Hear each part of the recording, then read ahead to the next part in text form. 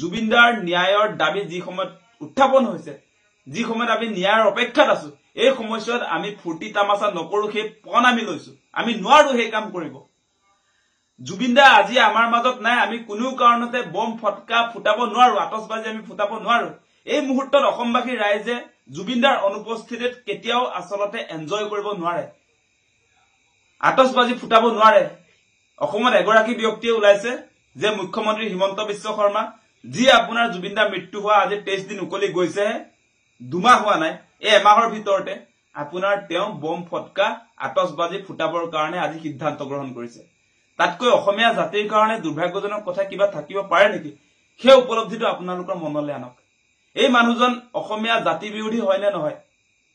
এই মানুহজনে আমি গোটেই অসমীয়া জাতিয়ে যিটো সময়ত জুবিনদাৰ ন্যায়ৰ কথা কৈ আছো, ন্যায়ৰ দাবী উত্থাপন কৰি আছো, এই সময়ছোৱাত তেওঁ আমাৰ দাবীৰ প্ৰতি, অসমৰ ৰাইজৰ আচলতে আবেগ অনুভূতিৰ প্ৰতি কোনো ধৰণৰ আচলতে সন্মান প্ৰদৰ্শন নকৰাকৈ তেওঁ অসমীয়া জাতিৰ বিৰুদ্ধে গৈ এতিয়া আপোনাৰ আতচবাজি ক্ৰয় কৰাৰ সিদ্ধান্ত গ্ৰহণ কৰিছে। মানে সঁচা কথাটো ওলাই গৈছে। যোৱাকালিৰ ফেচবুক পোষ্টটো মই কৈছো ইতিমধ্যে যে মুখ্যমন্ত্ৰীয়ে আমি জুবিনদাৰ ন্যায় বিচৰাৰ কথাটোত ভাল পোৱা নাই, সেইকাৰণে তেওঁ এতিয়া পলিটিক্স আৰম্ভ কৰিছে হিন্দু মুছলমানক লৈ।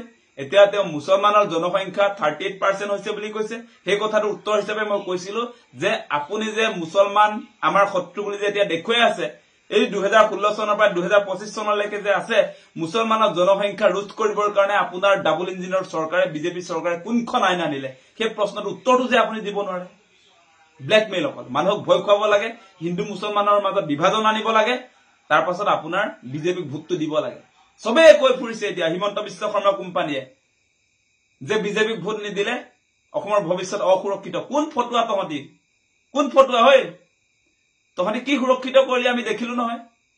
তহঁতি কি সুৰক্ষিত কৰিলি? বিজেপি চৰকাৰ 14 চনৰ পৰাই কেন্দ্ৰত আহিছে, অসমত 16 চনৰ পৰা কিমান সুৰক্ষিত কৰিলি আমি দেখিলো নহয়। সুৰক্ষিত কৰিম কৰিম কৰিম কৰিম বুলি কৈ সেই বিদেশী বনিয়া বিলাকক আজি আপোনালোকে দেখিছে বাংলাদেশী সংস্থাপন কৰিবলৈ তেওঁলোকে কাজ আপি দিলে অসমীয়া জাতিৰ ওপৰত। অসমীয়া বুকুত গজাল মাৰিলে, অসমীয়া মানুহৰ বুকুত গজাল মাৰিলে। আপোনালোকে দেখিছে সেই কথা বতৰাবিলাক। তেওঁলোকে সুৰক্ষিত কৰিব অসমক। এই মানুহবিলাকৰ আচলতে মোক কবলৈ মানে এনেকুৱা খং উঠি যায় নহয়। যিবিলাক মানুহে অসমখন ধ্বংস কৰি পেলালে, সেই মানুহবিলাকে আজি অসম সুৰক্ষিত কৰিব পাৰিম বুলি যিবিলাক কথা বতৰা কৈ আজি সন্মুখলৈ আহিছে নহয়, এই মানুহবিলাক সঁচাকে সঁচা কথা কবলৈ গলে অসমীয়া জাতিৰ শত্ৰু। এই মানুহবিলাক বৰ্জন কৰিব লাগিব। বিজেপি হৈছে অসমীয়া জাতিৰ শত্ৰু।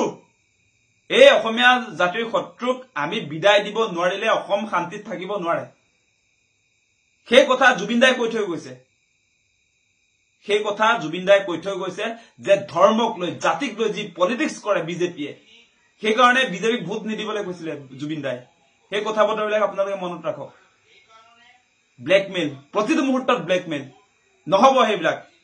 আমাৰ মূল কথা, জুবিনদাৰ মৃত্যুৰ পাছত অসমীয়া ৰাইজে ইতিমধ্যে পণ লৈছে। আমি ধৰ্মক লৈ ৰাজনীতি নকৰো।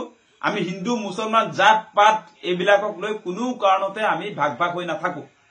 সকলো ৰাইজ একত্ৰিত হৈছে আৰু এই মুহূৰ্তত হিমন্ত বিশ্ব শৰ্মাই এই একত্ৰিত হোৱাটো তেওঁ দেখি সহ্য হোৱা নাই। আজি জুবিনদাৰ মৃত্যুৰ পাছত অসমীয়া জাতি যে এক হৈছে, বিভিন্ন জাতি ধৰ্ম বৰ্ণ নিৰ্বিশেষে সকলো যে আমি একত্ৰিত হৈছো, সেইকাৰণে হিমন্ত বিশ্ব শৰ্মাৰ আজি টোপনি নাই। সেইকাৰণে তেওঁ মানে ৰাতি টোপনি যে নাহে তেখেতৰ, সেইকাৰণে তেওঁৰ মুখমণ্ডল কলা পৰি গৈছে, চকু ৰঙা হৈ গৈছে। এইবিলাক এনেই হোৱা নাই।